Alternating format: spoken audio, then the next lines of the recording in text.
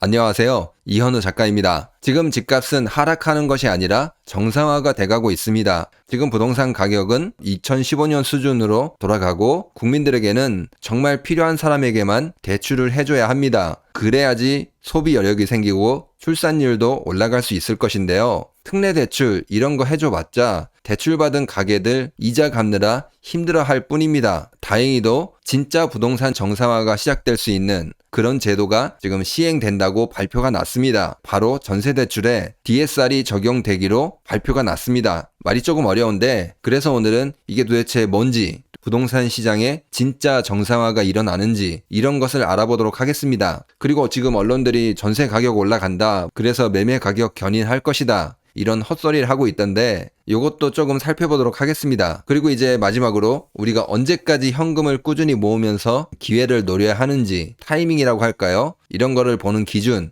이것도 같이 살펴보도록 하겠습니다. 일단 먼저 전세대출 DSR 이게 적용이 되면은 이게 뭐 말이 어려운데 전세대출이 앞으로 잘 안 나온다는 거예요. 예전에는 소득에 상관없이 전세보증금이 5억이다 그러면은 거기서 80% 이렇게 나왔잖아요. 그런데 이제 앞으로는 소득이 적은 사람한테는 조금밖에 안 해주겠다 그 말입니다. 소득을 기준으로 해서 전세 대출을 해주겠다 그 말이에요.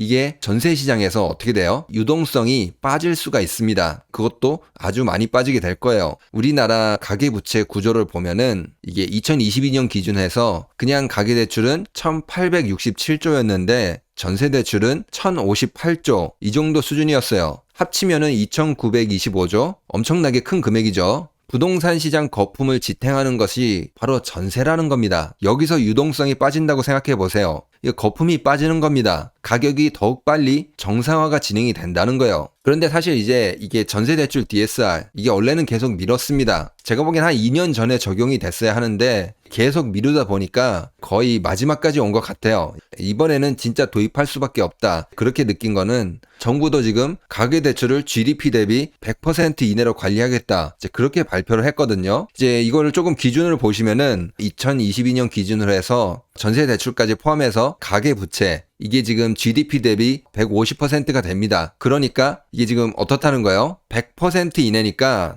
절반 가까이 부채를 줄여야 되겠다, 그렇게 하겠다고 발표가 난 거죠. 이게 할 수밖에 없는 게 IMF나 국제 신용평가사 이런 데에서 너네 가계부채 위험하다 이렇게 계속 말하는 게 이유가 있어요. 너네 그렇게 가계부채 우리들이 생각하는 기준 GDP 대비 100%거든요. 너무 많이 벗어나면은 너네들 신용 강등 시켜버리겠다, 이렇게 협박을 했을 거예요. 그러니까 지금 정부에서도 부랴부랴 GDP 대비 100% 이내로 관리하겠다, 이렇게 발표하는 겁니다. 그러니까 그동안에는 이게 미뤘고 대출을 많이 해줬는데 이제부터는 그게 어떻다는 거예요? 먹히지 않는다 그 말입니다. 이제 앞으로 전세보증금을 포함한 가계부채 저기서 900조 정도는 다이어트를 해야 됩니다. 이제 거품이 빠져나와야 된다 그 말입니다. 물론 이게 단기간에 1년 안에 벌어지진 않습니다. 앞으로 3년 안에 가계부채 GDP 대비 100% 이내로 관리하겠다, 이렇게 이야기를 했습니다. 여기서 거품을 안 빼면은 이제 신용 강등하고 이제 IMF로 가는 거죠. 둘 중에 하나가 벌어질 것입니다. 뭐가 됐든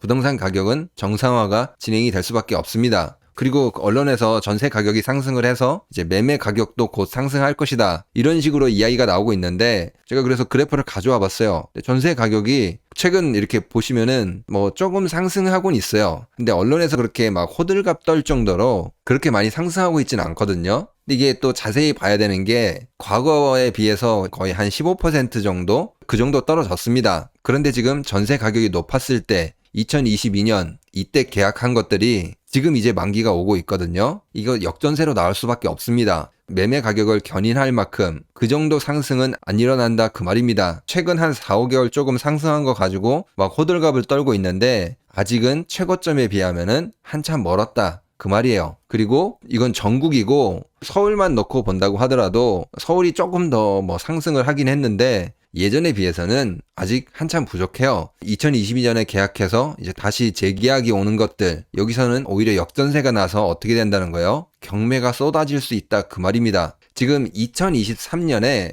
전세보증금 사고 난 것들 주택도시보증공사에서 돈을 물어준 것들, 이 금액이 4조 3,347억이라고 합니다. 바로 1년 전인 2022년에 비해서는 4배 가까이 증가했어요. 엄청나게 많이 증가했죠. 지금 허그가 거의 파산할 지경인데 보증 사고 난 것들 이거 어떻게 되겠어요? 다 경매로 나올 것입니다. 매매 가격 상승을 견인한다. 이 말은 완전 거짓말이라는 것입니다. 그럼 이제 이렇게 경매도 쏟아지고 전세대출 DSR 적용이 되면서 부동산 시장에서 거품이 쫙 빠지게 되면은 우리가 언제까지 이런 기회를 기다려야 하는지, 타이밍을 잡을 수 있는지 기준이라고 할까요? 이런 것도 조금 알아볼 텐데요. 뭐 미국 금리를 기준으로 해도 되지만 제 생각에는 유가를 보는 게 사실 정확할 것 같습니다. 이게 왜냐면은 결국에는 유가가 상승을 해서 금리가 상승을 했잖아요. 반대로 유가가 하락을 하면은 금리가 내려갈 여지가 충분히 있습니다. 지금 유가가 70에서 80 왔다 갔다 하고 있죠. 이게 이렇게 되는 이유가 있거든요. 지금 원래는 중동에서 감산을 한다. 그래서 석유 가격이 올라갈 것이다.